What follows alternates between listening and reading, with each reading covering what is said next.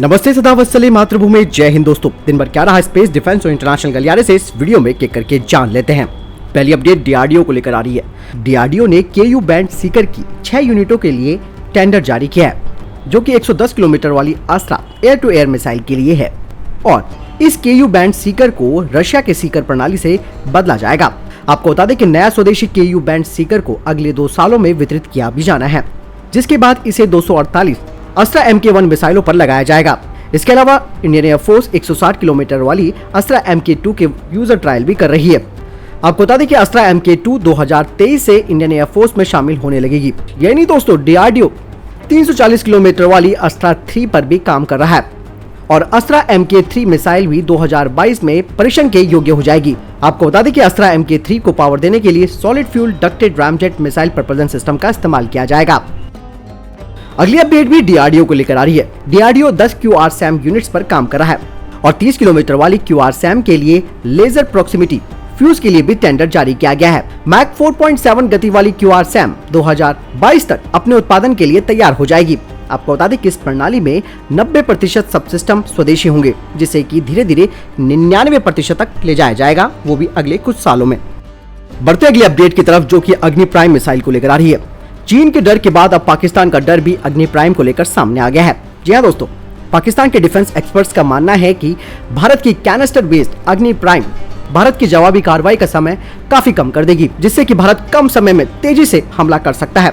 अग्नि प्राइम को और ज्यादा मजबूत बनाती है इसकी मोबिलिटी, जिसकी वजह से इसे आसानी से और तेजी से तैनात भी किया जा सकता है। साथ ही पाकिस्तान के डिफेंस एक्सपर्ट्स का मानना है कि इस मिसाइल को डिटेक्ट करना भी आसान नहीं होगा। इसके अलावा उन्होंने कहा कि पाकिस्तान को भी इसी तरीके की कैनिस्टर बेस्ड मिसाइल बनानी चाहिए ताकि भारत के साथ बराबरी की जा सके। यानी कि पाकिस्तान का डर अग्नि प्राइम को लेकर अब सामने आ गया है और अब वो इस बात की दुहाई दे रहा है कि पाकिस्तान को भी इसी तरीके की कैनिस्टर बेस्ड मिसाइलों का निर्माण करना होगा। लेकिन आप सबको मालूम ही है कि पाकिस्तान खुद अपनी टेक्नोलॉजी पर भरोसा नहीं करता है और इसके लिए वो चीन के पास जाता है। अगली अपडेट भारतीय नौसेना को लेकर आ रही है। लद्दाख में चल रहे तनाव के बीच भारत ने समुद्र में ड्रैगन को चुनौती देने के लिए कार्रवाई शुरू कर दी है। भारतीय नौसेना के अत्याधुनिक जंगी जहाज आइनस किल्तान ने पूर्वी चीनी सागर में जापान और दक्षिण कोरिया की सेना के साथ मिलकर जंग लड़ने का अभ्यास किया है। ये वही क्षेत्र है जहां पर चीन अपने पड़ोसी देश जापान और ताइवान के साथ तनाव बढ़ाकर रखा हुआ है। आपको बता दें कि एंटी सबमरीन खूबियों से लैस स्वदेशी युद्धपोत आइनस किल्तान को भारतीय नौसेना ने सुदूर पूर्व के दौरे पर तैनात किया है। इस तैनातगी के दौरान भारतीय जंगी जहाज ने जापान के JS हामना युद्धपोत के साथ पूर्वी चीनी सागर में द्विपक्षीय अभ्यास भी किया। इस दौरान दोनों ही देशों की नौसेनाओं ने एक दूसरे के साथ मिलकर जंग लड़ने का अभ्यास किया है। इसके बाद भारतीय नौसैनिक युद्धपोत ने दक्षिण कोरियाई जंगी जहाज के साथ युद्ध की तैयारियों को परखा है। भारतीय नौसेना ने बयान जारी कर बताया है कि यह अभ्यास 28 जून को शुरू हुआ है।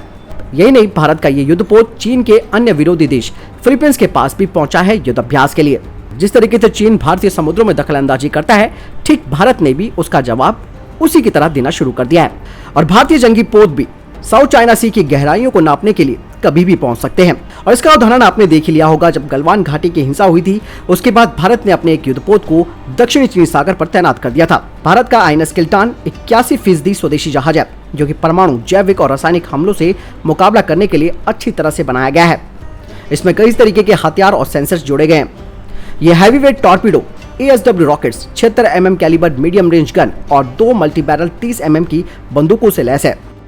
अगली अपडेट की बात करते हैं तो वो सिंधु जल समझौते को लेकर आ रही है।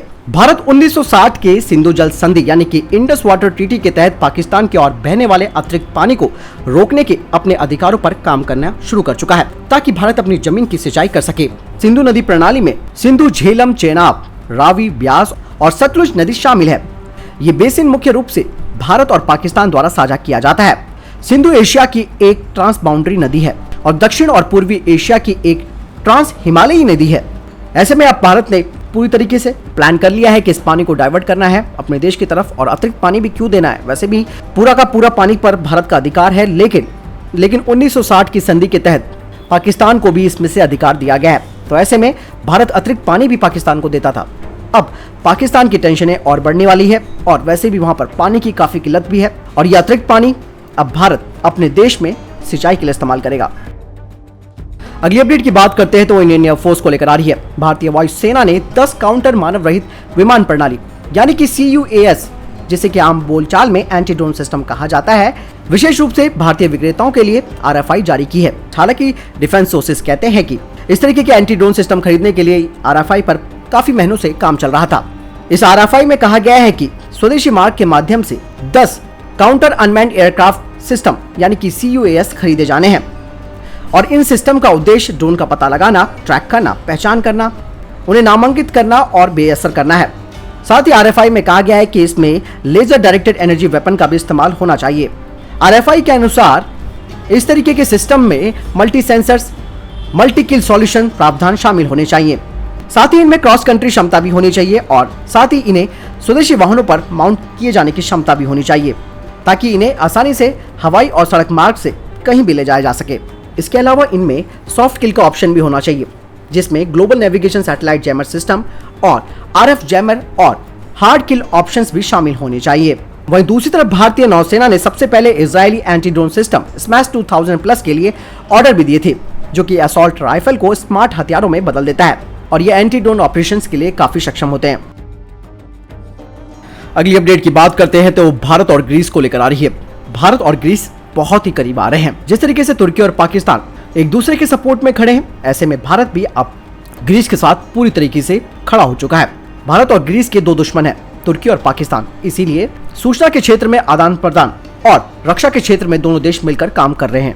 भारत ऐसे हथियार प्रणाली तैयार कर रहा है जो कि तुर्की और पाकिस्तान के नेक्सस को तोड़ सकता है और इन्हीं भारतीय रक्षा उत्पादों में से एक है ब्रह्मोस क्रूज मिसाइल, जिसकी मारक क्षमता 290 किलोमीटर है और गति 3.5 मैक और इसे राफेल विमानों में लैस किया जा सकता है। ग्रीस के अनुसार उन्होंने अभी 18 राफेल जेट्स खरीदे हैं, जिसमें कि क्रूज मिसाइलें लगी हुई हैं। यही नहीं, ग्रीक की वायुसेना भारतीय मिसाइलों के साथ भी उपकरणों का परीक्षण कर सकती है, जबकि विशेषज्ञों का कहना है कि भारत और चीन के बीच प्रतिद्वंदता के कारण अमेरिका तक भी कोई बाधाएं नहीं डालेगा भारतीय हथियारों के परीक्षण के लिए। इसके अलावा अगर फ्रांसीसी विमान में ब्रह्मोस मिसाइल जुड़ जाएगी तो ये एक घातक विमान बन जाएगा, जिससे कि ग्रीस के पायलट तुर्की में दहशत पैदा कर देंगे। आपको बता दें कि 25 मई को भारत और ग्रीस के बीच द्विपक्षीय संबंधों को लेकर बातचीत हुई, जिसकी अगुवाई राष्ट्रीय रक्षा मंत्रालय के कर्नल अनुपम आशीष ने की थी। इस बैठक के दौरान सामान्य हितों के मुद्दों पर चर्चा की गई और सैन्य प्रशिक्षण गतिविधियों पर सहयोग के विस्तार पर भी चर्चा की गई। इसके अलावा हाइब्रिड खतरों से निपटने पर भी चर्चा की गई, साथ ही सैन्य प्रशिक्षण पर भी। यानी कि यह अंदेशा आप लगा सकते हैं कि आने वाले समय में राफेल जेट पर भी ब्रह्मोस सुपरसोनिक मिसाइल लगाई जा सकती है। आप कितना सहमत है? अगर लगती है इस राफेल फाइटर में ब्रह्मोस मिसाइल तो इससे और क्या फायदा मिल सकता है, कमेंट में जरूर बताएं। अगली अपडेट की बात करते हैं तो वो आ रही है गल्फ जोन को लेकर। दोस्तों, भारत अशांत फारस की खाड़ी में और ओमान की खाड़ी में अपनी नौसैनिक उपस्थिति बनाए रखेगा, जिसका उद्देश्य है कि भारतीय ध्वज वाले जो व्यापारी जहाज हैं, तेल टैंकर हैं, उनकी रक्षा करना और उन्हें आश्वस्त करना है। स्ट्रेट ऑफ होर्मुज एक प्रमुख चोक पॉइंट है और अगर इस क्षेत्र में व्यापार में व्यवधान आता है तो इसका असर भारत की अर्थव्यवस्था पर पड़ सकता है।